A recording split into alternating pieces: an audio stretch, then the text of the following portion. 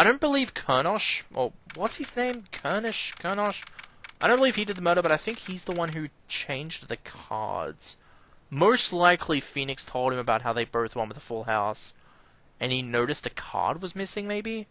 And so he picked up one of the kings from the floor to make it so it seemed like nothing had been touched, because he was probably trying to help out Phoenix. But the murder, I think it was done by Olga. I don't know, though. Okay, April 20th, 11:52 a.m., District Court, Defendant Lobby number 3. That was quite yeah, Christoph, actually, not Kernosh. Where did I get that from? Christoph. That was quite unexpected, Mr. Wright. To suddenly claim there was another person at the scene of the crime like that. I must ask, is it the truth? Well, no, I think you would know the answer to that. Oh, boy. Oh, being mysterious, are we? Sadly, I have no time for mysteries. I'd only ask that you leave the defending to your defense in the future. Otherwise, I cannot guarantee the outcome. I see you haven't mellowed well one bit, Christoph. Justice. Yes, sir. The judge has summoned me to his chambers to carry on without me. Goodbye! You did well, Apollo. Can I ask you something? Sure. The locket you wear. Is that really yours, Mr. Wright? You're wondering about the victim's disappearing locket? Here, you can take a look at it. That's a picture of my daughter in there.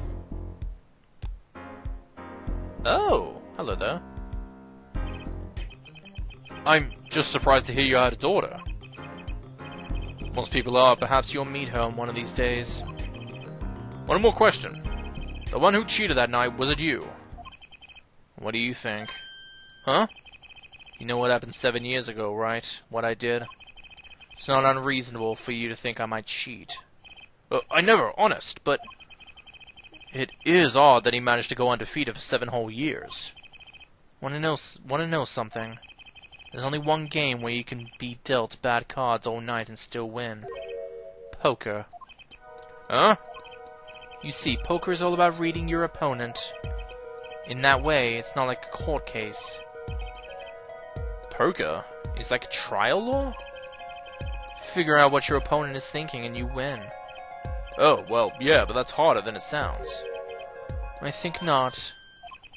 Try as they might to conceal it, everyone reveals their true thoughts in the end. Their body language can become a valuable source of information. You're kidding! A witness, for instance, Miss Orley. She would touch the back of her neck during certain parts of her testimony. Did you notice? Yeah, I did. No. Come on, who noticed that? Words, habits, twitches, it's all information for the reading. That's the secret to winning, Apollo. Someone told me, and now I pass the secret on to you. But I'm not worthy. I mean, there's no way I'll pick up on those signals. No, you can do it. Huh? You just don't know it yet. What's he talking about? But you will, soon. Almost forgot. One more thing about this case. You should know I haven't told the truth to anyone yet. What? I knew it. I have my reasons, of course, all shall be revealed. And Apollo, I need you to be there defending me. I need your power! My, power? Sorry, that went out a little. I had no idea my courts of steel with that special. Cords of steel! It's time. The real trial begins now. Do your best. To be continued.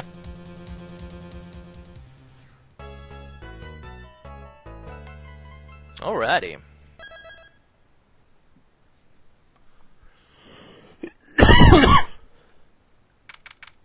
April 20th, 12:14 p.m. District Court, courtroom number 2. Court will now reconvene! Has our witness, Miss Olga Orley, recovered? Yes, Your Honor. Well, she's regained consciousness. Perhaps we can hear a version of the events again. That's the thing. You see, she's quite fatigued. You're looking a bit fatigued yourself, Mr. Perry. Sadly, fatigue isn't sufficient grounds for refusing to testify or prosecute. The defense would like to request Then Miss Orley takes the stands. Very well. The witness will now take the stand. Perhaps you could repeat your name and profession. Or perhaps you'd rather admit that you're a poor liar, poor loser. Not. Oh. Whoa! Name's Olga Ollie. That's the truth. I'm a pro dealer. People call me Olga Quick Fingers Ollie. What? Oh, really? Oh my god, you're smoking hot. Wait, no, I'm an old man. You're too young for me. Want to know something else? I'm not really Russian, and my last name sounds like oh really. Really? What's her first name then? Like old guy, oh really? What? I don't know. Yeah, that's the truth. I hope you're satisfied. What the fuck? Witness, you will tell the court what you were really up to that night. Fine, I'll talk. We had a plan, you see. Let me remind you that you are currently under oath. Any further fabrications will have serious consequences. Fine. God damn it. Like I said, I'm a pro. That guy Smith hired me to do what I do best. I was planted on the Borscht Bowl Club several days prior to the night of the game. As a waitress. So you were in cahoots with the victim? Not that he needed my help. Smith is a well-known poker player in some circles. But winning wasn't the main purpose of the game. It was about destroying a legend, the unbeatable Phoenix Wright. That plan was simple, elegant really. You see, we set up a trap of sorts. I was to plant a card in Mr. Wright's pocket beforehand, and then deal 5 aces during one of the games. When their hands were revealed, Smith would call him out and search Wright. He would then pull out the planted cards, and then trap would snap shut. You swapped the cards! Exposed as a cheater and losing on top of it, it would have made a great double pay. Just like that, the legend would be dashed to pieces. Indeed. Getting caught red-handed and cheating would cast doubt on all his prior wins. So, a 7-year legend destroyed by one little card. That was the plan. Oh, really, Ollie? How droll. Okay. A mistake! I agree, the trap was elegant. Yet, what happened to that planted card? Hey, that's right. He's lucky, I'll give him that. You'd have to be to slip free from a trap laid by Olga Quickly Fingers Ollie. Oh, really? The witness would be much cuter if she dispensed with the evil mastermind shtick. Cute? Who wants to be cute? I'm not cute, I'm bad, you hear me? Bad! God damn it. Bad girl! When you're through being bad, perhaps you could testify to the court. Tell us about this trap, and how it was sprung. The best laid traps. That night I planted the card like I was supposed to. And Wright lost a lost hand, just like he was supposed to. Then Smith searched him, but the planted card was gone. The trap failed. The next moment, Wright picked up a bottle and swung it. It wasn't me who hit Smith. It was that no-good cheating defendant. Oh, surprisingly frank testimony that still leaves us mostly in the dark. The trap was perfect, I tell you, perfect. If that rotten cheater hadn't messed up. Lucas talking. Well, the testimony, for what it's worth, is all yours, Mr. Justice. With witnesses like her, who needs criminals? And with defendants like that, like Mr. Wright, who needs prosecutors? Bring it on! That night I planted the card like I was supposed to. Press. Splendid card. Which card was it exactly? The trump card. The 5 of hearts. Let me guess. Mr. Wright was to have switched the 5 with the ace to make a full house. At least that's what you were going to accuse him of doing, thereby ruining his legend. I slid it into Wright's pocket. When was this? Why, before the match, of course. While he was eating. At the Borscht Bowl Club. We serve borscht and suckers. Remind me never to go there. Of course, the card was to make its grand debut during the game. Like a good borscht, a good plot must be cooked up early and allowed to thicken. And Wright lost his last hand just like he was supposed to, then Smith searched him. So everything went according to plan. Exactly. The fifth ace came up, so it's obvious the switch went off without a hitch. Once the extra card was found in his pocket, Wright would have been forever known as a cheater and a fraud. There are worse things to be known, I suppose. Tell us what happened with the search. I have a feeling that it was someone else dressed up like Phoenix, because I've realized he has a lot of clothing on, and these beanies, almost as if he's trying to cover his face. So maybe someone else was wearing identical clothes to him, and she just snuck the card into that imposter? Maybe? But the planet card was gone, the trap failed. The card disappeared. Yeah, my trump card, the 5 of hearts. Gone without a trace. Proof Zippo! We searched every nook and cranny, even inside his cute little hat. But the card was nowhere to be found, and this is correct. Never in my long, storied career, never has Quick Fingers Ollie been so readily duped. Oh, really? So what had happened to the 5 of hearts? Don't look at me, why don't you ask that cheating two-faced defendant? So the 5 of hearts is still missing in action. The next moment, Wright picked up a bottle and swung it. Wait, isn't that a little odd? What's odd? You searched Mr. Wright thoroughly and found nothing, which means he didn't cheat, which means he had no reason to strike the victim. Well... Oh, what the hell? Yeah, she's rubbing her neck. Or hair. What was that just now? I sensed something. Something wrong, Mr. Justice. No, nothing, Your Honor. What'd you do? Should I press her a little harder? Yes. Yeah, that's a sign she's lying, I'm guessing. Is that a new mechanic? Like, it's going to show when she's lying? Miss Orley, you hiding something? What are you talking about? You... Me, Quick Fingers Orley, hide something? The defense will refrain from baseless accusations. Maybe she killed the victim because she herself wanted the legend to go down. Maybe? The defense will... Yeah. I have one question for the witness, then. You say you saw the moment the defendant hit the victim. Is this true? Of course it's true.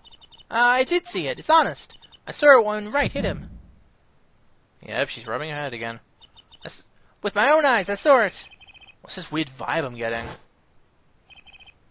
The witness, for instance, Miss Orley, she would touch the back of her neck during the certain parts of her testimony. Did you notice? Touching her neck, was it? Ooh, what the hell?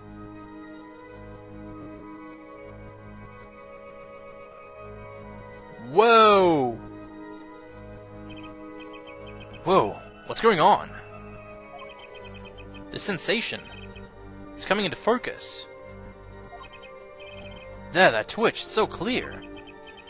It's like I could perceive her habit, like I couldn't before. Gotcha!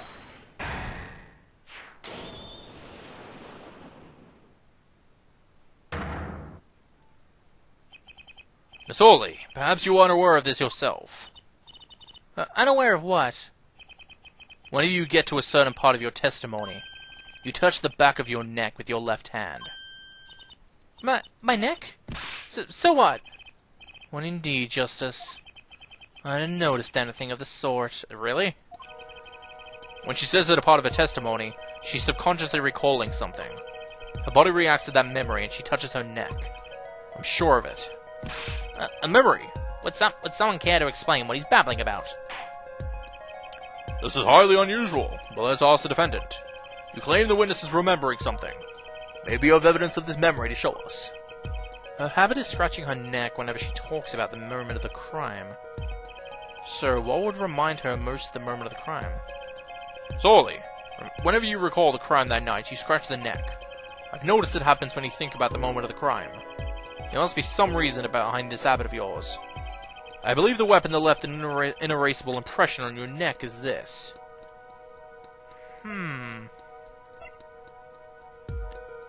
this? Whenever she talks about the moment of the crime, she touches her neck. Or reminds us more of that moment than this bottle, the murder weapon. But something doesn't fit.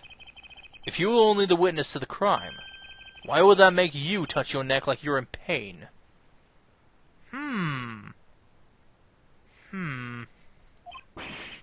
What's he talking about?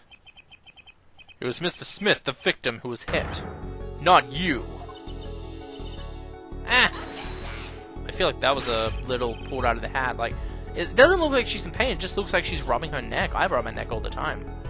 Usually because it itches. But I'm thinking maybe she was attacked? This is a cross-examination, not a cross-wild conjecture. The witness's habits, they're completely irrelevant.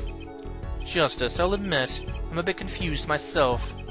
This is certainly a unique cross-examination. Yeah, it's the fourth game, bro. It's about time they added some new things. Besides the Magdama, which I don't think is going to be in this game. I'll explain later, just trust me, now's our only chance to break her. Sorley, please testify into detail about the moment of the crime. The very moment. Oh, she's back to that. Yeah, I know nothing. We know you're not Russian. The witness will testify, please, now. There we go again. Bah, fine. He's the one who did it. I didn't let him get out of my sight until the cops got there. You seem uneasy. You try sitting up here.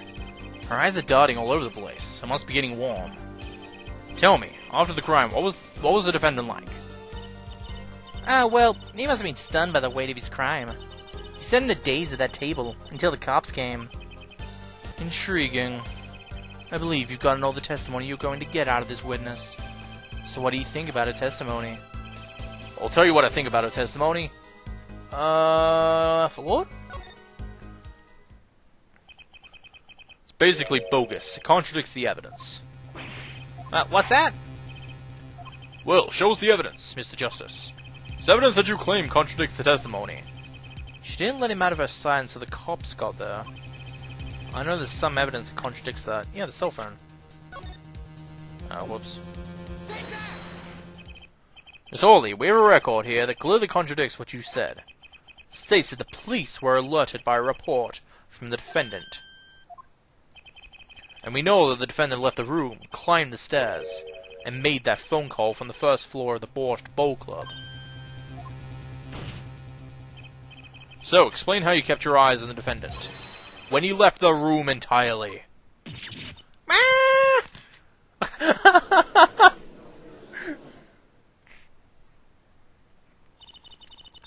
The old man who picked up a bottle and swung into the night wasn't the defendant.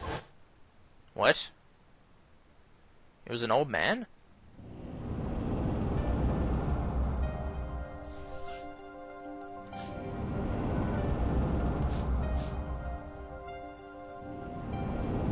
Showdown time. You dirty cheat! Check his pockets, now! It's gone! The car's gone! You lose. Just then, Smith grabbed the bottle from next to Wright. And he hit me. You, some master of cheating you turned out to be. Oh, okay. When I came to, the victim was already dead. Isn't that it? Is that it? That's why I couldn't reveal who I really was. If it came out that I was in league with Smith, I'd be a suspect for sure. Well, where does this leave us? Madness! This is madness! I'm dreaming! It must have been me who was hit with a bottle, and I'm imagining all this. It appears our prosecution is at its wit's end, and frankly, I can't believe him. Mr. Gavin, what do you think about this turn of events? Mr. Gavin? I believe that, as a defense in this case, we are compelled to call Miss Hawley a big, fat liar. What? 3 were in that room on the night of the murder, the defendant, victim, and her. And she has a motive. Motive? Her plot foiled. The witness got into an argument with her client, Mr. Smith. And the denouement of that argument was murder. What? I'm no killer. It's a trap. Someone's trying to frame me.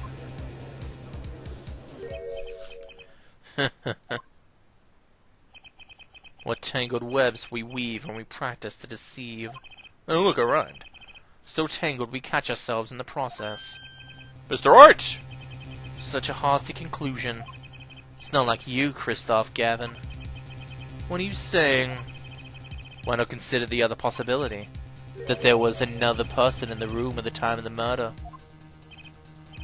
Right, like Mr. Wright was saying before recess. A single card was swapped into the victim's hand after the murder. And the one he swapped the card didn't know two colors of cards were being used.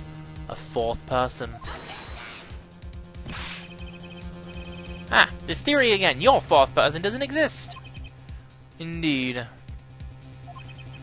That's why I decided to bring this case to court. Here, where there's no escape and no chance of deception. The perfect place to catch the real criminal. The real criminal? And we're in luck a clue to the real criminal's identity was kindly provided for us. Really? And right at the beginning of the trial, no less. What?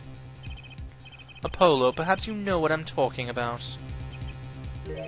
Sorry. Remember what I said. The fourth person who swapped the cards made one critical error.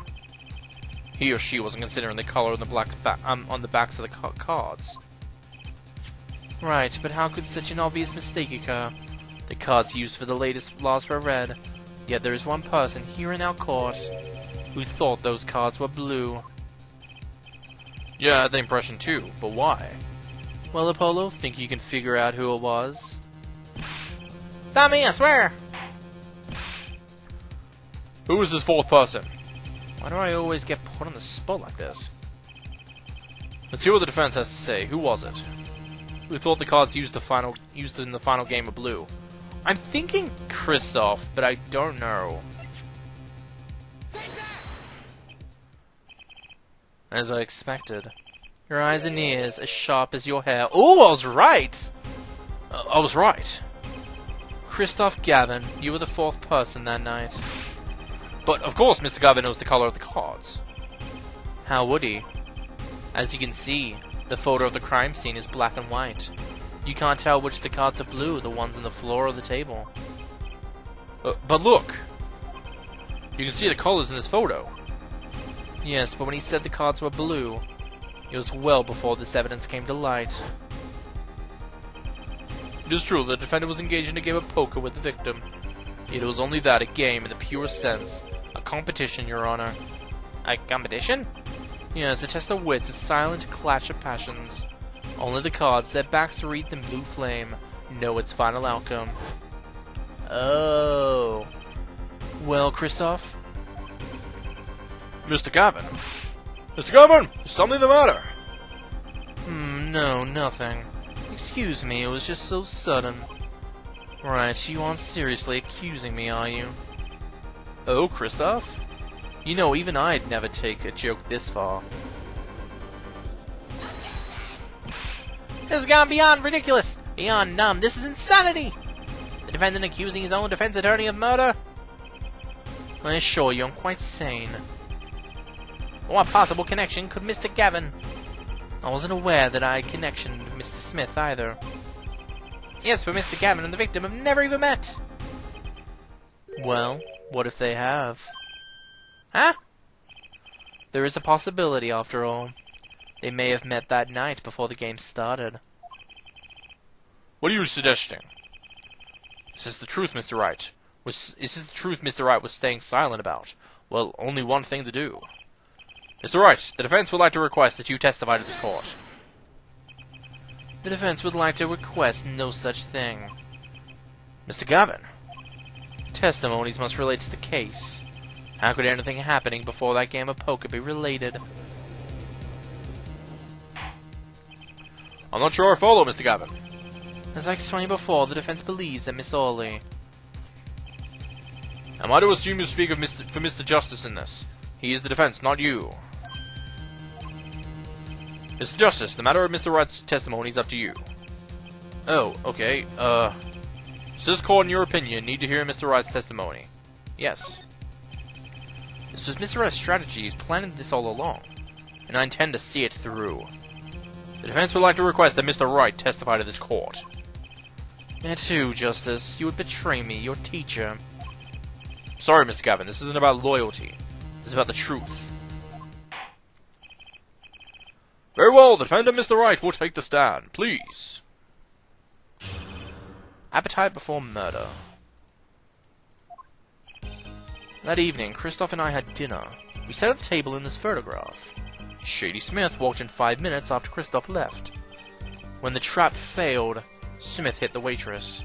The girl was knocked out cold and Smith was uncontrollable. I left to call the police. When I returned, he was dead, blood streaming from a cut on his forehead. That's when I made another phone call to defense attorney Gavin.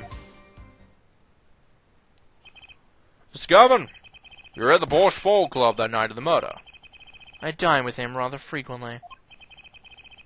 And he talked about the defendant on the phone directly after the murder? Quite against my will, I had become involved in a murder. I thought I might be in need of a lawyer, so I called him. You're planning this all along, weren't you, Wright? Just because you wanted to drag me into your little murder trial. The only thing I want is the truth. As I did back then, and now. I thought my office was doing you a favor when we took on your defense. It appears that I was wrong. Very well, the defense may cross-examine the witness. Justice. Sir. He's lying, and you're going to expose him. Understood, sir. Mr. Gavin versus Mr. Wright, this can't end well. Why can't I have a normal trial? Appetite before murder. That evening, Christoph and I had dinner. We sat at the table in this photograph. You had dinner with Mr. Gavin? Yes, he dines with me at the Borscht Ball Club quite frequently. We were enjoying a usual dinner at our usual spot as usual.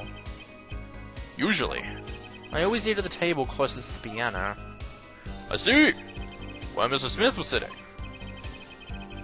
So the plate and such at the table were from your dinner?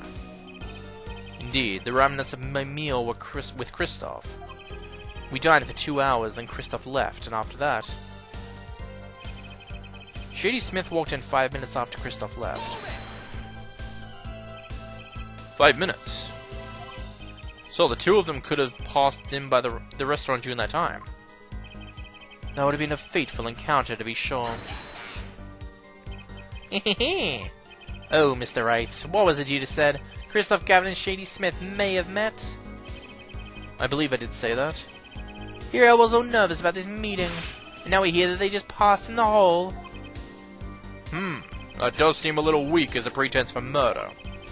Oh, it would be if that was all that really happened. Well, come on, Mr. Wright. What are you hiding this time? When the trap failed, Smith hit the waitress. About this failed trap. This is the same trap that Miss Olga Orley mentioned. The plan was simple. Elegant, really. You see, we set up a trap of sorts. I was to plant a card to Mr. Wright beforehand, and then deal 5 aces during one of the games. When their hands were revealed, Smith would, he would then pull out the planted card, and then trap would be shut. You swapped the cards! Just like that, the legend would be dashed to pieces. Yes, a harmless prank in essence. It was by a quirk of fate that I happened to discover it. A quirk? I happened to put my hand in my pocket and found a card. The card you planted? Yes, I snuck a peek at it and found it was the 5 of hearts. I had a feeling something might happen, so I disposed of the card beforehand. Disposed? Where? There was an empty bottle of grape juice I had been drinking right beside me. I threw the card inside the bottle. An empty bottle of grape juice? The murder weapon? Yes, I rolled it up and shoved it in. The colored glass makes it hard to see. The A battle of wits between the deceiver and the would-be deceived. That sounds like terrific drama. Caught inside the murder weapon. That's strange. Did the police miss it in their investigation? Maybe I'll take a look. Mr. Wright, the poker head of courtroom number 3 approves of this battle of wits. Please revise your testimony with this new information. I discovered the trap during the game and disposed the card in the bottle. Why in the bottle? I perceived my opponent's intent immediately. I'm used to the entrapment, you see. I knew what was coming. Oh, so you struck first. I like that. I know every trick in the book. They don't work on me. At least, when you get lucky and stick your hand in your pocket, they don't. The girl was knocked out cold and Smith was uncontrollable. I had to call the police. You made the call to the police from the first floor of the restaurant. Exactly. Cell phones don't get a signal down in the hideout. Was anyone else on the first floor at the time? Not a soul. It was the middle of the night, after all. So there, in the darkened restaurant, I called the cops. After making the call, I returned to the hideout. It didn't seem right to leave the injured waitress alone. When I returned, he was dead, blood streaming from a cut on his forehead. And when you returned, the victim was already... dead, yes. I'll admit, I was a little startled when I walked in. A little? He was bleeding from his forehead, after all. I guess I'd be startled too if I walked in on a scene like that. But, was there any blood? That's when I made another phone call to defense attorney Gavin. Could you explain why you called Mr. Gavin? I'd obviously gotten involved in a rather sticky affair, and I figured Kristoff's law officers would give me a friend rate for my defense fees. Ah, glad to hear you intend to pay. Oh, I'll pay in full, Kristoff. It was I who got you involved, after all. You may find the price of your defense attorney quite high, my good friend. Quite high. Is this the truth that Mr. Wright was talking about? Justice, you know what you have to do. He's lying. Expose him now. Yes, sir. I have to think, what's Mr. Wright trying to tell me with the testimony? The truth has to be in there somewhere.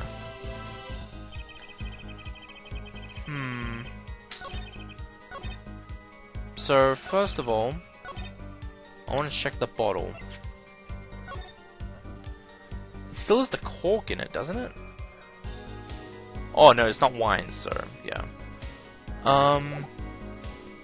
Do this? No, okay.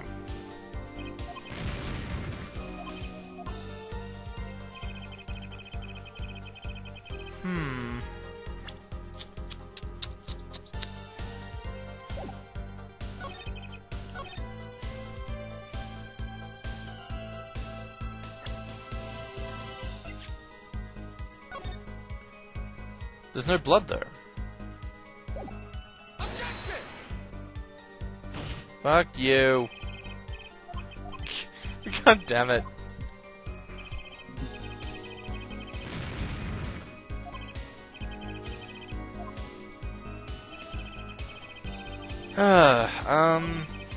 Girl was knocked out cold and Smith was uncontrollable. I left to call the police. Let's cover the trap. Shooter Smith walked in. That evening, Kristoff and I had dinner. We sat at the table. And this photograph.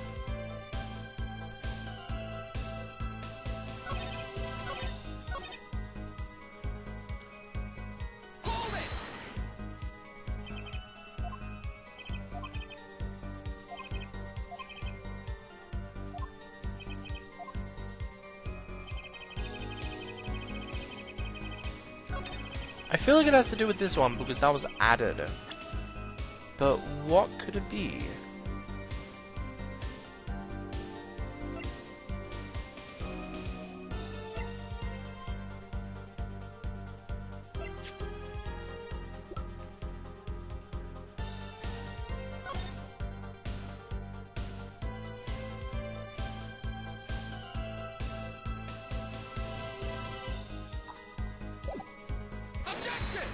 No.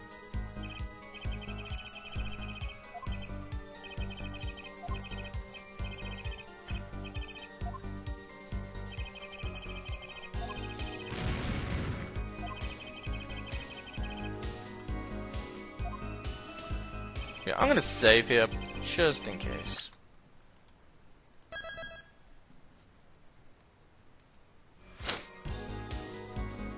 Alright, so I figured out what I have to do, and it's a little annoying. So basically, on this one, you have to find case crime photo number 1. But the thing is, he's saying there's blood. So I just figured that the case crime photo number 2 would be better because it has a closer view of the face. And there's no blood. Unless, of course, he means blood is in like that little splotch of things on his head, which I thought was just a bruise. Mr. Wright, if I may. Yes? Take a look at this photograph of the crime scene. See the victim here? He's wearing a hat. I want to think you could see blood on his forehead. Good point. Justice, next time you point out an inconsistency, put a little more oomph into it. Mr. Wright, can you explain this to the court? I forgot to mention something. I was the one who put the hat on his head. Huh? You? You put the hat on his dead head. You wore it through our entire poker game. I have to call in the police when I returned to the scene. His head was in full view. Shining bright, just like in the photograph. And? I picked his hat up off the floor and put it on his head. Oh, why'd you do a thing like that? All I can say is, I'm sorry. But that's not the only thing I touched. That's the only thing I touched the crime scene. So, Miss Hawley didn't see it. It being the victim's, his head. I think not. She was out cold. I believe I was the only one who witnessed his head. Ah, here we go again. Mr. Gavin? Pardon. It just seems that our client is determined to lie his way through his case. Hey, he's still a client, isn't he? In any case, please continue the cross-examination. I'm afraid decisive contradictions call for decisive evidence. Oh. Push him harder, Justice. Break him. It's just you and the witness in the ring. Go for the KO. Why do I get the feeling we're not on our client's side anymore? God damn it, Christoph. I'm on your side. And even Christoph, yeah. Okay, so what I figured out you have to do is you actually have to check this and check the bottom of it. And it says the bottle is completely empty. And then you have to present it. Mr. Wright, if I may. Yes? I've examined the bottle, and I don't see any card in here. No. What? Mr. Wright, surely. Isn't all you have to say for yourself? Can't say that I know what happened to the card. I did put in that bottle, however. Huh? Perhaps a 5th person came and took it out. Oh, and a 6th person could have helped. God damn it. Mr. Gavin, Mr. Wright is your client. My apologies, Your Honor. I won't have you disparaging our investigation either. We looked inside that bottle. There was nothing. So what's going on? Is Mr. Wright hoodwinking us again? Or did the card just disappear? I believe that's enough of that. Mr. Gavin. The witness's testimony is more like a travesty. I'm beginning to see how you came to lose your attorney's badge 7 years ago. Well, you certainly have a unique way of treating your clients, Christoph. I never knew. I believe it was you who threw the first stone. Shut up, you two! God damn it, you whine like a bunch of wives.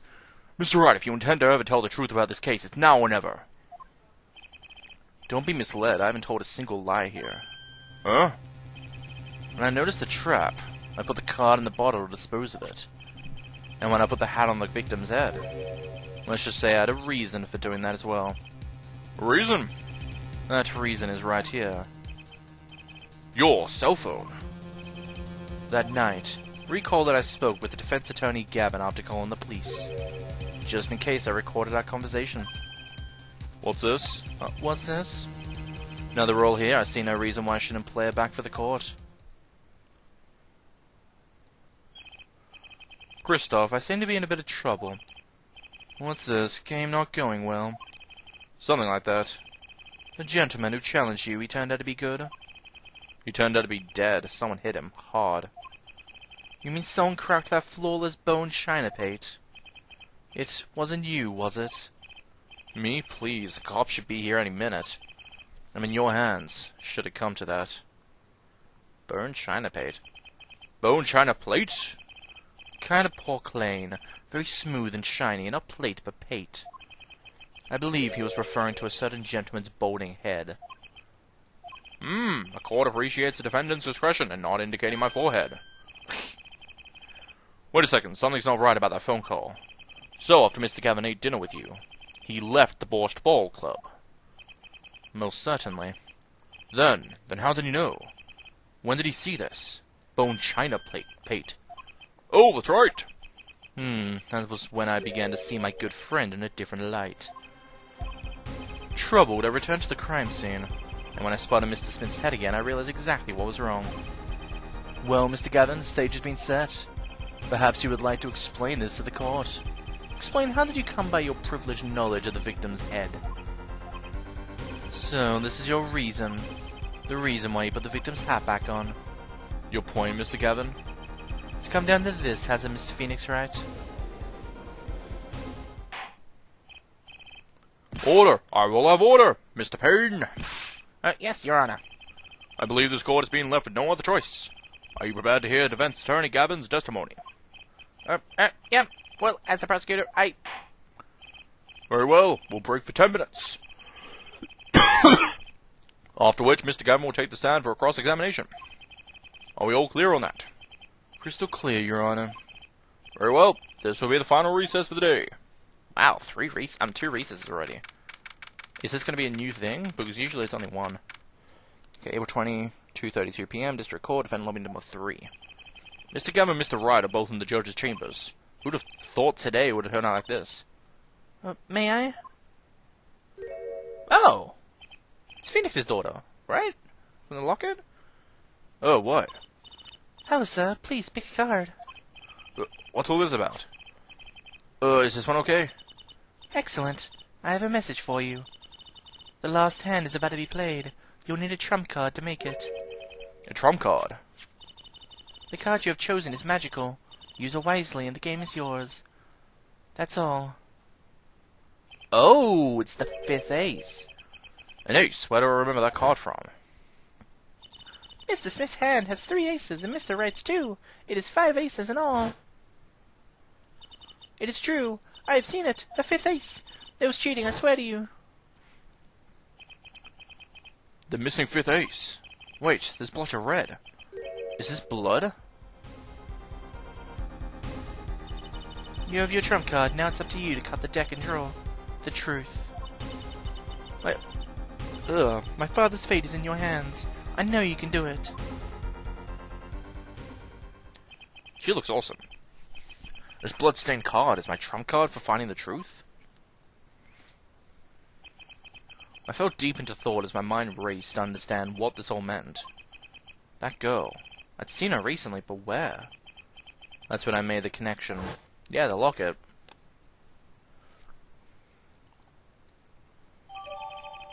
Bloody ace added to the court record.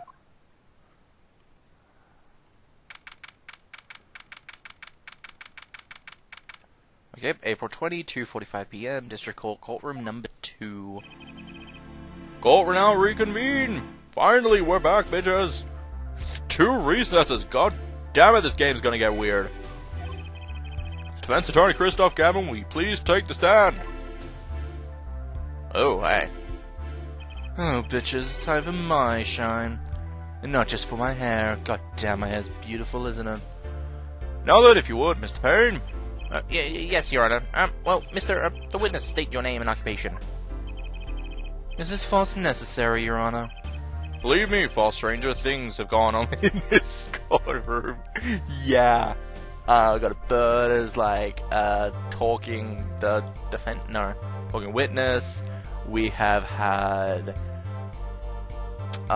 people struck by lightning. We've had people who have brought tea and things to these people. Fine, I'll play along. First, there's one thing we need to have made clear. How did you know about the secret beneath the victim's hat? By secret, I'm guessing he means the fact that Mr. Smith was bald.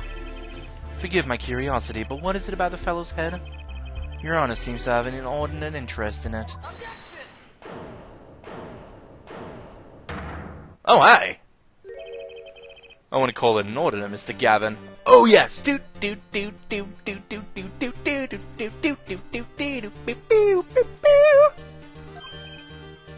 Wright! What do you think you're doing, Mr. Wright? Well, things sure look different from the other side. You know what I mean, Rapolo? Speaking of looking from the other side, let's consider something for a second. The victim wore that hat all night, never once taking it off except for that one time. That one time being the instant he was hit. Oh! When Mr. Wright, oh my god, that's me. When Mr. Wright returned from reporting the crime, the hat was lying on the floor. Mr. Wright picked it up and placed it on the victim's head. In other words, in order to have seen Mrs. Smith's bald head, you would have had to be at the crime scene of the crime, at the time of the crime. In other words, you'd have to be the real killer, is what you're trying to say. Not bad, Apollo. Although I'm not saying that.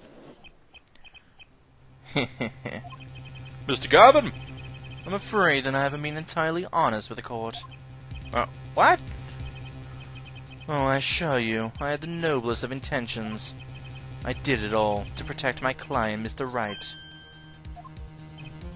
Yet, I'm afraid in the current situation I see a little reason to hide anything. Very well. Allow me to tell you the truth of what happened that night. Finally, you may begin your testimony. God damn it. Finally, someone tells us the truth. Although, it probably isn't going to be the real truth, is it? Tell us, how were you involved in the events that fateful night? Fateful night. Togami voice, bitches, for a testimony. Isn't this beautiful? The rage I sensed in that man that night troubled me, so I returned to the club. I went down to the basement and peeked in through the little window to the hideout. It must have been right after the murder took place. The victim was dead, as he appears in the photo. A bald head, an unconscious girl, and Wright holding a bottle in his hand. I sensed that was not the best place for me to be at the time, and so I left. That's when the call came from Wright. So, you witnessed the murder? For better or worse, I missed the actual moment of the deed. Mr. Gavin, may I remind you that you are on Mr. Wright's defense team. Your testimony clearly disadvantageous to your client. What else can I say? I'm standing on the witness stand after all. So you are, Mr. Gavin. And you had to testify as you just did. You had to tell them you saw the scene of the crime through that little window. Oh, Mr. Wright. You had to say that, because that was the only probable window of opportunity, right, Apollo? Oh! He couldn't see his head from there, though. He was facing behind him there. Mr. Wright, defense should do the cross-examination, not the defendant. Mr. Justice, are you prepared? Yes, Your Honor. I can't believe I'm going up against Mr. Gavin. God damn, my balls are swelling. The trial is getting weirder and weirder. Fateful night. Bring it on! The rage I sensed in that man that night troubled me, so I returned to the club. That man? You mean Mr. Smith? He was different from the other customers. His aura, shall we say. I knew he was a serious poker player, but it was more than that. So then, you knew the true nature of the client's job? Of course, but I also knew he wasn't engaged in gambling, which would be illegal. Well, it makes sense that he'd know they were friends after all. Worried for my friend, I returned to the club. You see, I fear this Mr. Smith might be someone coming to settle an old score. I see, what happened then? I went down to the basement and peeked in through the little window to the hideout. The little window? You mean the one used to keep watch up the stairs? Yes, a relic of the ancient past. The black marketers used it, I believe. Oh, that window. Okay, I thought he meant the window, like, back behind the guy. I thought that was a window. Why did you go through the trouble of peeking through the window? Wouldn't it have been easier to just open the door and go into the room? I didn't want to upset Wright, you see. Upset Mr. Wright? Yes, what if my fears had been unfounded? I'd be walking in on that match. Bad form, to say the least. So far everything he's saying makes sense. It must be right after the murder took place. How do you know it was right after? Really, no need to shout, Justice. I was just getting to the part of my testimony. Oh, there he is. The coolest defense in the West we know and love. Even when you're standing up there in the witness stand, some things never change. I was afraid you changed too, Wright, but you haven't. You and that overbearing personality of yours. Oh God, something's changed though. That lovely beanie. Where did the spiky hair go? You know, things change a lot, Mr. Gavin. Like how I don't call you, what's his foot? Christoph. That's okay, I'm gonna end that. friends like these. Friends like these. What? Go back. Oh, no, I went back already. The victim is dead as he appears in the photo. By photo, you mean the second photograph of the crime scene? Precisely, you see, he wasn't wearing his hat then. I saw his head when he was dead. And then Mr. Wright came along and replaced his hat. Can you describe the scene of the crime for us? A bald head, an unconscious girl, and Wright holding a bottle in his hand. Okay. Those were the only three at the crime scene. Yes, as far as I saw, at least. Then we're back here, we started. The killer was the defendant, Phoenix Wright. What else could it have been? But why didn't you talk to the police? 2 reasons. First, I didn't actually witness the very moment of the crime. Second, my office was asked to defend Wright. Even after seeing what I had seen, I couldn't abandon my friend. There must have been something else there at the moment of the crime. Justice, I saw no one, not a soul. But that goes against what Mr. Wright said. Ah yes, this mysterious fourth person. Who would conveniently be the real killer, I suppose. Glad to see we agree, Mr. Gavin. Let me pose a question then. Tell me, what possible reason did the real killer have to swap cards in the victim's hand? Perhaps you can show us a reason why such a thing would be necessary. I'm gonna show something I can't find myself. Remember, Apollo, the card that was swapped out with the 5th ace. 5th ace, right. Well, Mr. Justice, the question of why the killer would swap out a card is being raised. Can you point to a reason? I'll try. It's now or never. The defense would like to present evidence to the court. Evidence showing the reason why a card was swapped out. Then go ahead and point out your reason, Mr. Wright. Mr. Justice. Why did the killer take the 5th ace? Because there's blood on it, right? My reason is, this. Is that an ace? Why? Why, it's got blood on it. Right next to the spade. What? Oh! This is insane. Why wasn't I told about this? Right? Could this be? Could this be the missing 5th ace? Inconceivable. How could you? What are you doing with that card? Well, that's the thing. Why is Mr. Gavin so upset?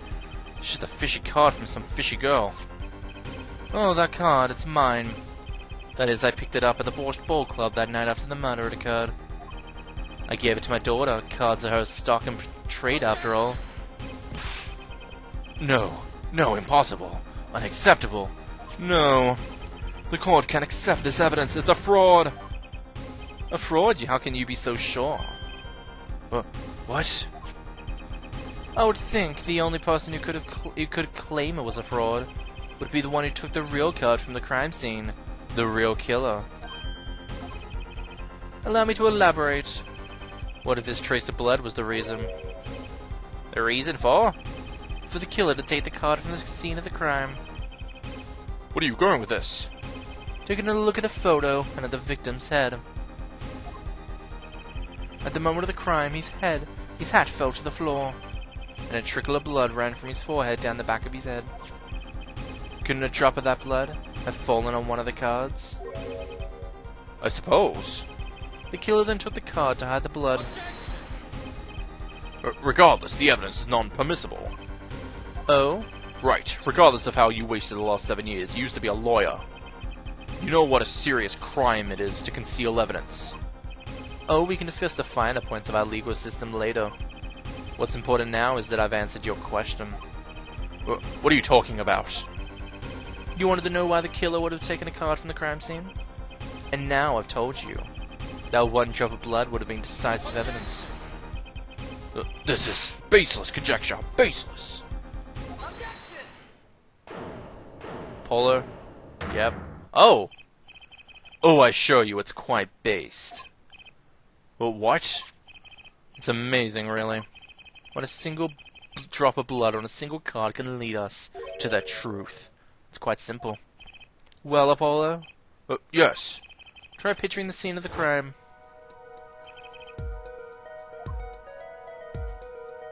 Ooh. This is interesting.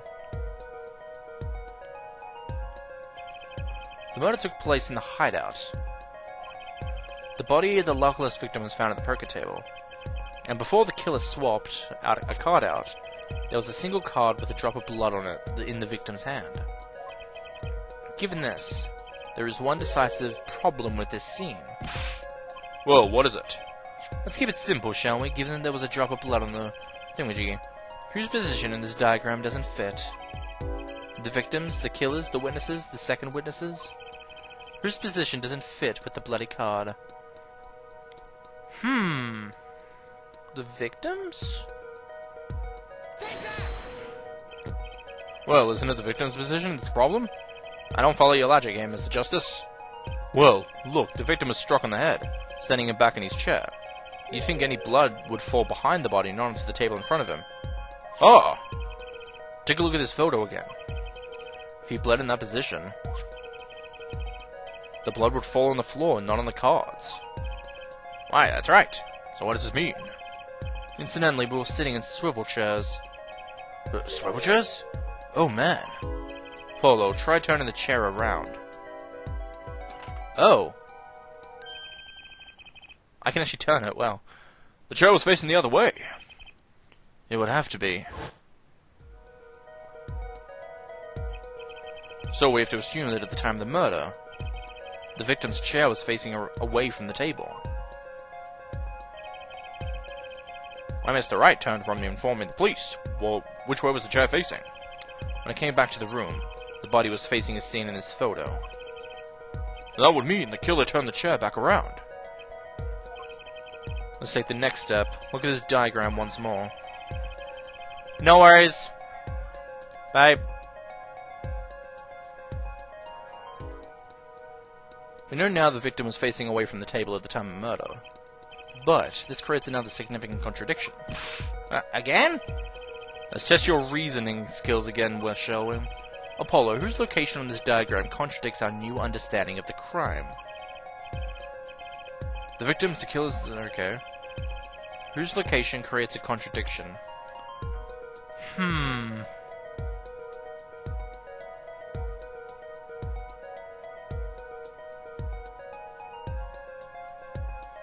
killers. They wouldn't be able to hit him. The victim was struck from the front, correct? Indeed.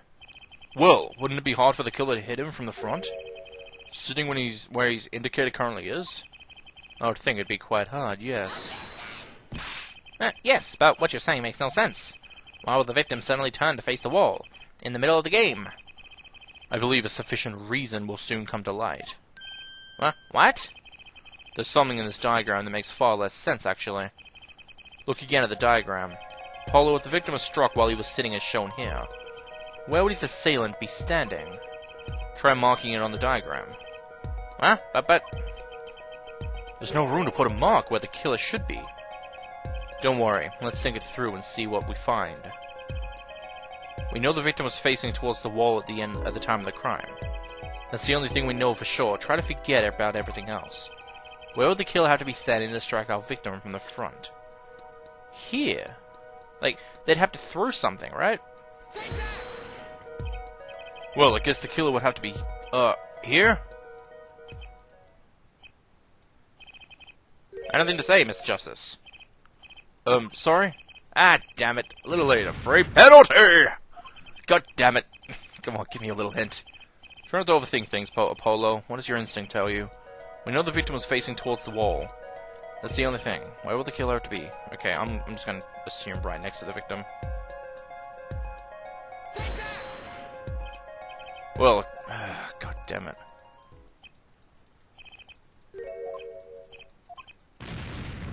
Damn it!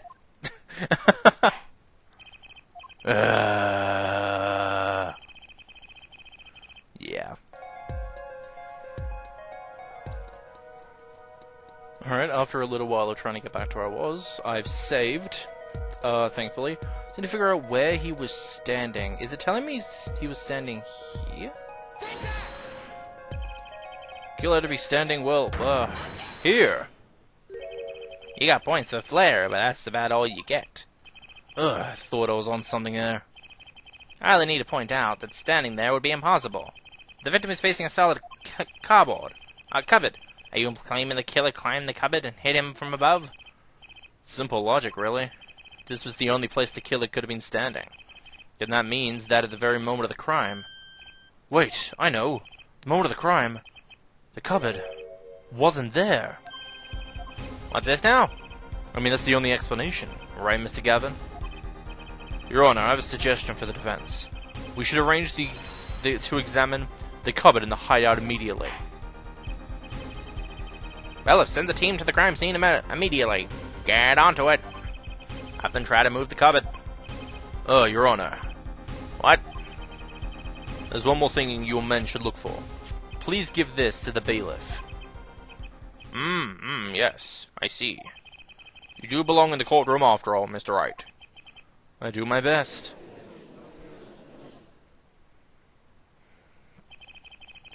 Let's forge around here, while we wait. Look at the diagram once again, it's been changed. The killer was standing here at the time of the crime, and this cupboard wasn't here, which means, Apollo, try moving the cupboard. It was over here, it was blocking the window. Thank you.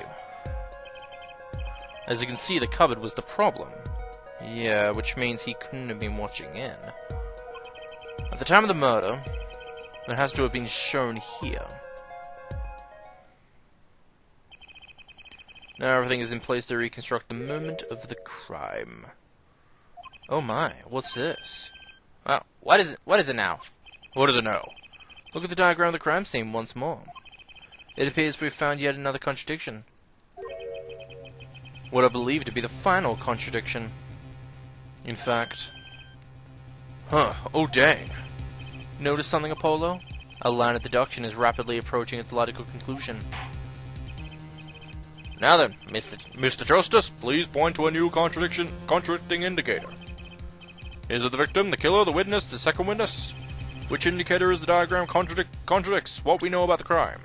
Oh, it's definitely this girl. She couldn't have seen everything. Bless me. About this cupboard. Are we all okay with assuming it was moved? Sure, why not? Well, if it was, something really doesn't fit. The cupboard would completely cover up the window to the stairs. Ugh. That's right, someone standing outside wouldn't be able to see in. Someone like Mr. Gavin. What did you say? Oh, is the coolest defense of the West losing his cool? Ugh, don't expect me to play along with your little game, right? It's only a game until someone gets killed, Mr. Gavin. And someone was, while the window to that room was blocked by a cupboard. So, Mr. Gavin, perhaps you'd like to explain to the court exactly where did you witness the crime scene from? Excuse me, Your Honor. Order. This is a courtroom of law, and I will have of order. We just now received word from our investigation team at the Porsche Pole Club. They've examined the cupboard and the hideout, Your Honor. Oh, and what did they find? Well, Your Honor, turns out there was a secret passage behind it. What? What? Oh yes, I believe I mentioned something of the sort before. This is one of the tricks of the room many of our regulars know about. I do remember him saying something about that now that he mentions it. A secret passage is a handy thing to have when you're engaged in legal goings-on. You never know when you might need to duck away from the eyes of the law. So the room has a secret passage. Where does it go? The other side connects to the restaurant above. The underworld bosses could get away from the cops and enjoy a cold bowl of borscht, no doubt. Just like our killer. So the cupboard moves when the door opens.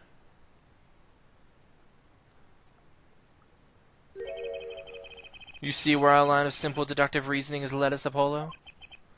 I see it, but I don't believe it. The girl wasn't kidding when she said I needed this trump card for the last hand. At the time of the murder, the window was blocked and the victim's hat was only off his head for the few minutes between Mr. Smith's murder and Mr. Wright's return from calling the cops. In other words, the only place anyone could have seen the victim's bald head was from inside the hideout. Well, Mr. Gavin? Come on, say something. Dare I ask what really happened that night? Actually, I think we can probably figure it out ourselves at this point. Time for a climax reasoning! Wait, nope, wrong game. That night, for whatever reason, our killer had a date with Mr. Smith. A date with destiny. There he crouched, hidden in the secret passageway behind the cupboard, holding his breath, waiting for just the right moment. Then the chance came and he took it. Ah! Ah! You hit me, fool! Ah! What? Why did you do that? Wait, here! I'll get help! Miss Olga Ollie was out cold, struck by Mr. Smith. But his time was soon to come, but Mr. Wright went upstairs to call the cops, leaving Mr. Shady Smith alone in the hideout with the unconscious dealer. Then our killer stepped out from the secret passage into the hideout. The victim must have heard the cupboard sliding aside. He wheeled his chair around to look and... boom! After the deed was done, the criminal must have seen the blood on the card. He would have, of course, realized the need to destroy the evidence. That single spot of blood told the whole story. Too bad for him, he didn't linger any longer in the hideout that night. If he had, he might have noticed the cards on the floor. And the fact, they were all red. Yeah.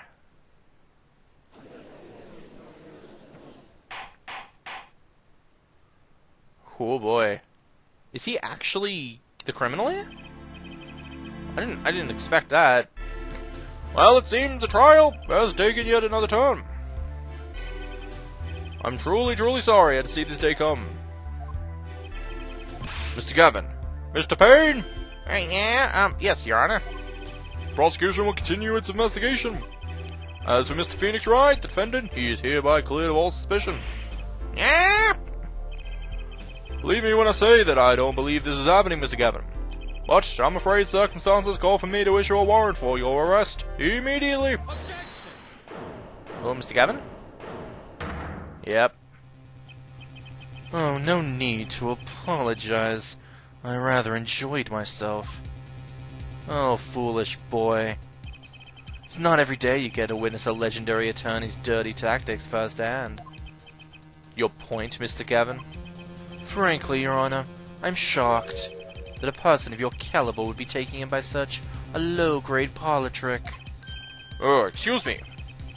The defendant is cleared of all suspicion. This is hardly the time for jokes, Your Honor. Mr. Wright hasn't proven anyone's guilt or innocence here. What he has done is use illegal evidence to put the blame on someone else. And not just anyone else, but me, his own defense attorney. Actually, I'm technically his defense attorney at the moment, not you, but I guess you technically are. You're my mentor, sir. Defense attorney's mentor. Legal evidence! Yeah, the card. Let me ask you, Mr. Gavin, is there still any reason at present to suspect me of wrongdoing? Of course, this bottle, for instance.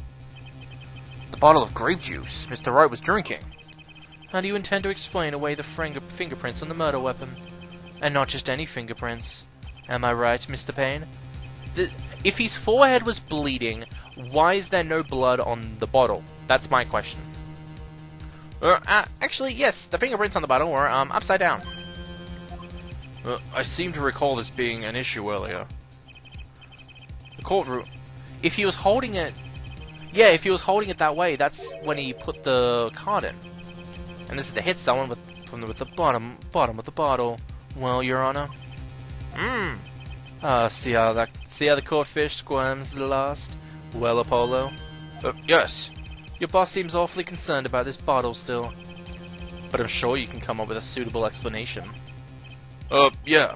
Just like what? Why would anyone grab a bottle upside down other than to... Don't let him trick you into thinking his explanation is the only legitimate one. Is there really another? Taking a look at the court record, I believe you'll find a simple answer there, in plain sight. How about you just say the answer in plain words? It would be hasty to deliver a verdict without answering questions, indeed. Well, Mr. Justice. Mr. Gavin said that the court in this case. Explanation. Don't worry, Justice won't leave until justice is done. Perhaps the defense would care to enlighten the court. What evidence do you have to explain why the fingerprints of the bottle are upside down? Well, I'm gonna quickly use my emulator to save because I don't want to die here. Okay. I think it's the card.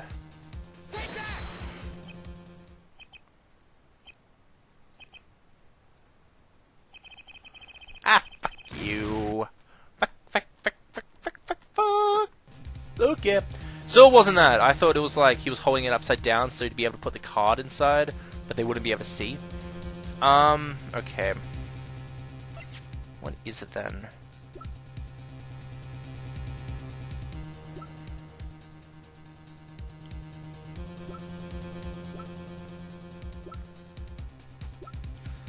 What evidence do you have to explain why the fingerprints on the bottle were upside down?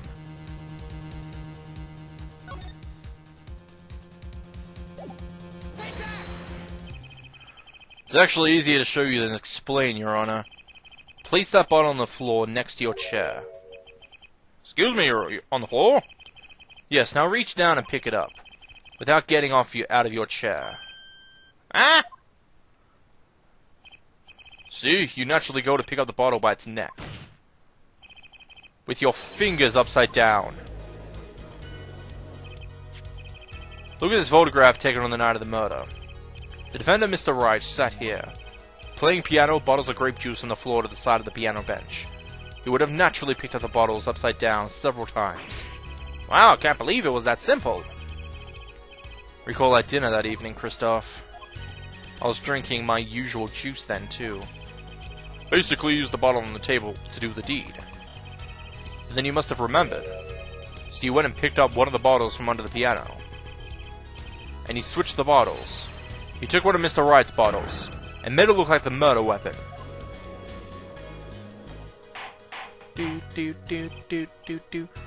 Order! What do you have to say to these charges, Mr. Gavin? Oh boy. Fascinating. So this is the legendary attorney's famed tactic of misdirection. What? You claim that I switched the bottle. Where is your proof? But proof? Well, that's... As I thought, more baseless conjecture. I'm afraid your bottle of proof is quite empty. I won't be so sure about that. Your Honor, when you initiated the investigation of the hideout earlier, do you recall I requested an additional investigation? Oh, yes. I have your memo about that here. Retrieve the bottles from under the piano of the Borscht Bowl Club. And here's one of the bottles in question.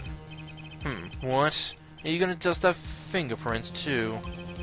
I'll be surprised if any were on that but his. Mr. Gavin probably wouldn't make such a novice mistake. That bottle won't bear a trace of anything. Say, Apollo.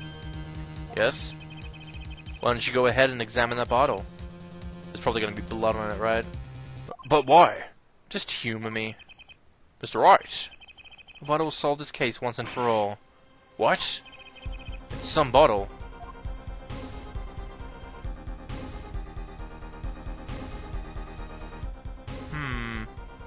What's that?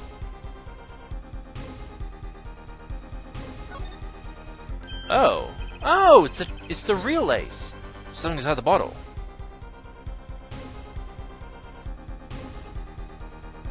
Oh, it's the 5 of hearts. What's this? That card, it can't be. Recall that unpleasant woman's testimony for a moment. Miss Olga Orley? Yes, our little swindling Devochka. That night I planted the card like I was supposed to, and Wright lost the lost hand, just like he was supposed to. Then Smith searched him. But the planted card was gone, the trap failed. Wait, that isn't... You're telling me that is the planted card you disposed of? The one you mentioned in this piece of testimony? I happened to put my hand in my pocket and found a card. Yes, I snuck a peek at it and found that it was the 5 of hearts. I had a feeling something might happen, so I disposed the card before the game. Disposed? Where? There was an empty bottle of grape juice I had been drinking right beside me. I threw the card inside the bottle.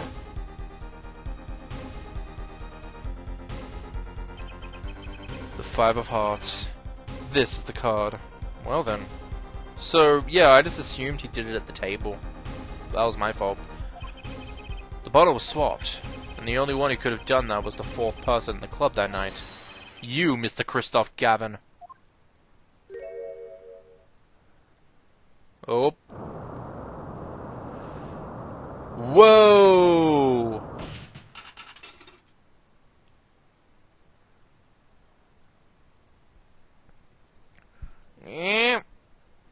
Oh boy.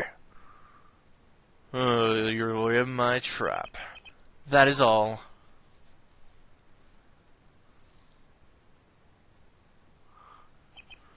Is this your idea of revenge, Phoenix Wright? Revenge? Revenge for the events that took away your attorney's badge 7 years ago. My past is like my logic, straight and true. Nothing's changed. All I did was point the finger of justice in the proper direction.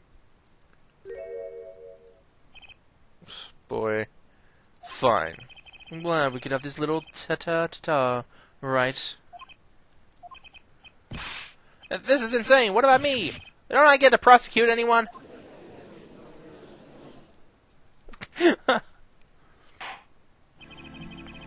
I believe this time we'll finally come to an end of our trial. Spain, do you have a report for us on Christoph Gavin? He's admitted everything. We're processing his arrest now. I see, still. One is to wonder why he would do such a thing. He didn't even have a connection to the victim, did he? And none that we know of. Mr. Wright, have you anything to add? I'm afraid I can't shed any more light on this matter. About the victim, Mr. Shady Smith. His occupation was listed as traveler. An odd profession, to be sure, and that's all we know about him. I'll arrange a follow-up investigation, Your Honor. Good, Mr. Wright. Yes. 7 years, and you still haven't lost your touch. Christoph Gavin was a man with such significance to me, both as a friend and a lawyer. He was extremely talented, to be sure. I needed 2 things before I could confront him. The first was a place where no injustice would be tolerated, this courtroom. The second was a man who would tolerate no injustice. In other words, a defense attorney. You, Apollo. Me? I mean, I do rock this spiky hair, yeah. And this outfit too, god damn, look at me. Hunky. Dark time has come for us, our legal system. Twisting of justice brought on by our very own court system. We have to set it right. Mr. Wright! Our work lies ahead of us, and I, for one, am looking forward to it. Well, this seems to be a good time to announce a verdict. The court finds the defendant, Mr. Phoenix Wright, not guilty. Yay, got the confetti! Court is adjourned. April 20th, 4:28 p.m., District Court, Defendant Lobby Number 3. I'm on the wall still. Thanks, Apollo. God damn, this tune is new. Pretty sure I didn't do a thing in there. It was you who cornered the killer. I couldn't have done it by myself. You sensed it too today, didn't you? Your ability. Ability? Yes, the sensitivity I lack. You'll come to understand it soon enough. Wait, I wonder if he means... I have one question for the witness, then. You say you saw the moment the defendant hit the victim. Is this true? Of course. What's this weird vibe I'm getting? What was that, Mr. Wright? You'll have to find the answer to that question yourself. The answer? Right. Today was full of questions without answers, most of them about Mr. Gavin. What possible reason could he have had to commit murder? I don't know. Perhaps you'll learn that in the days to come. Huh? Wait, you don't know, do you? This locket is the key. Huh? Well, that reminds me, I met that girl whose picture is in your locket. Yeah, she was nice. Your daughter, right? That's right, she's my daughter. You know, you were right about this locket. Huh? I took this off his neck the night he died. But he looks like our dear Russian scam artist saw me. So the truth is, the locket really did belong to him. Wait, but that's perjury.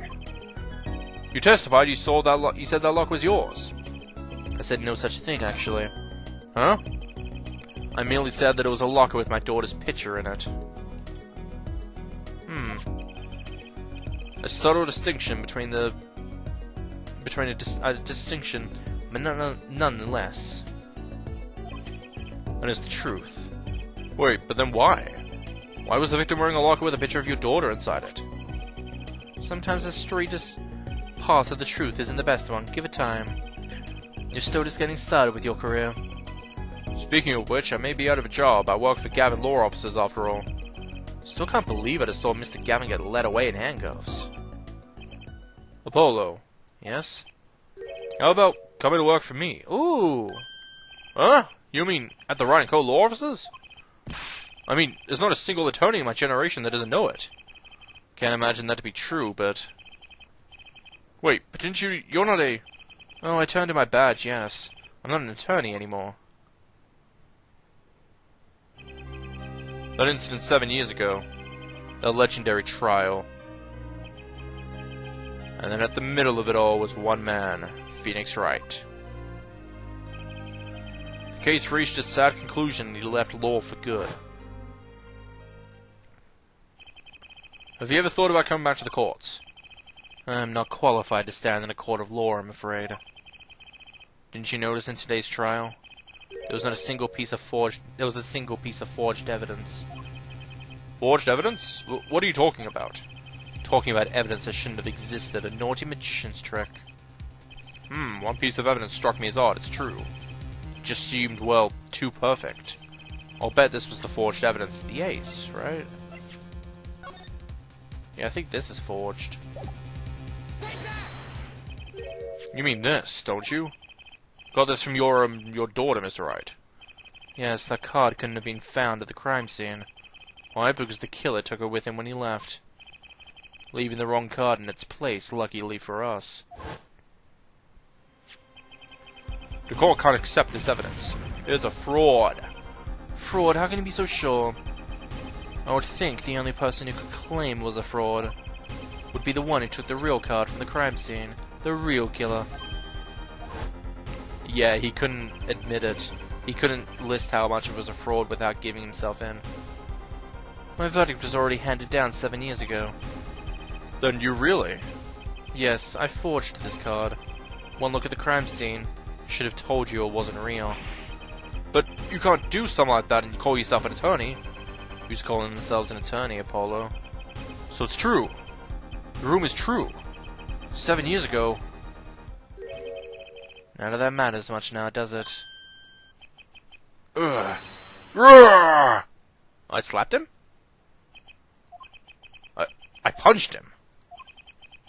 It's your story from here on out, Apollo. I'm gonna go die now. Your punches are steel, just like your voice. Cords of steel. Perhaps I can help you turn the next page. My office's address. Drop in if you like. Mr. Wright. Oh, I bet your uppercut. Try yelling. Take that! Next time. I find it packs a little more punch. And Apollo, thanks for today. I had a good time. Take that! And with that, Mr. Wright walked out the door.